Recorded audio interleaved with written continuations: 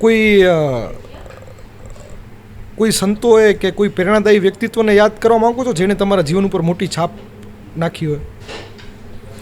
એટલે આમ તો અમે બધા સાધુને આપણે માનીએ, પણ એક સંત એવા થઈ ગયા આમ સાદા સીધા હતા, ત્યારે કોઈ ઓળખતું નહીં.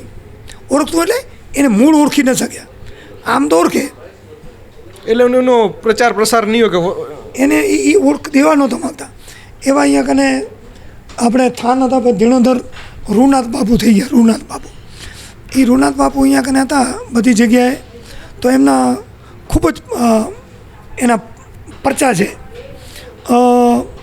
રૂનાથ બાપુ એ મૂળ દરજી હતા રાજસ્થાન 5મા કલાના.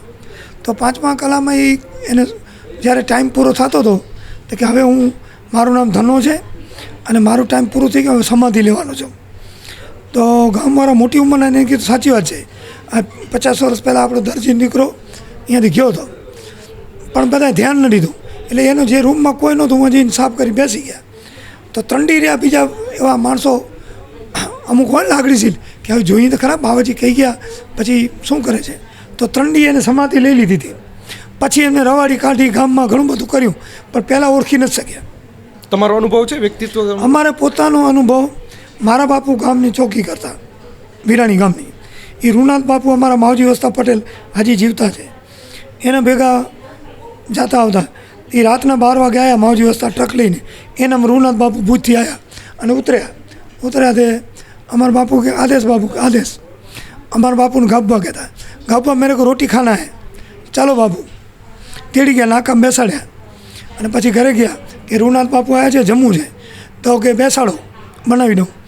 તો પાણી લોટોને ભરી આવે. रूनाथ बापू के क्या हुआ कि बापू बनाता है, बनाना नहीं, एक रोटी बाजरे का पड़ा है, वो लेके आओ, खाना है.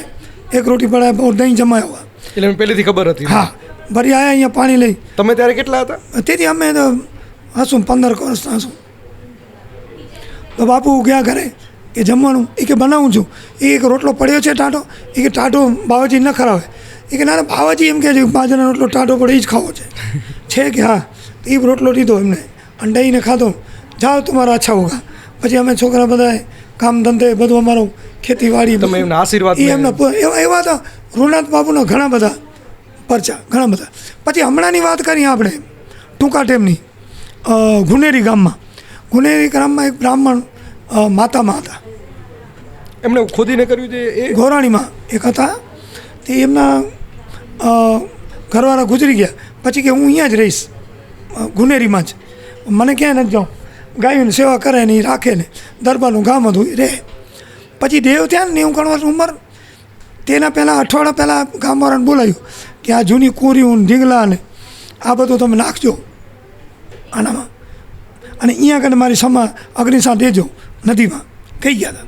પછી એમને 100 વર્ષ પૂરા થયા ને એટલે બધાને ફોન કર્યો કે આને ફૈપા ગુજરી ગયા છે. એક બ્રાહ્મણ આવે, બીજા આવે નહીં. તે નદીમાં જે પાણી છાંટ્યું ને વિસામુંડી વાળું, એટલે સોપારીનો ઢગલો થઈ ગયો અને 2 નારિયેળ. બરાબર. પછી બધા કે શું કરું, કે આવી બસ એ હુકમ એવો હશે. એટલે સોપારી નારિયેળ એમને એમ રાખી અને ઉપર અગ્નિદાન દઈ દીધું. એ ખરેખર સોપારી નારિયેળ રાખ્યો હોત તો એક દર્શન રૂપ થાત, પણ એકલી અજ્ઞાનતા. એ હમણાં 15-20 વર્ષની વાત છે.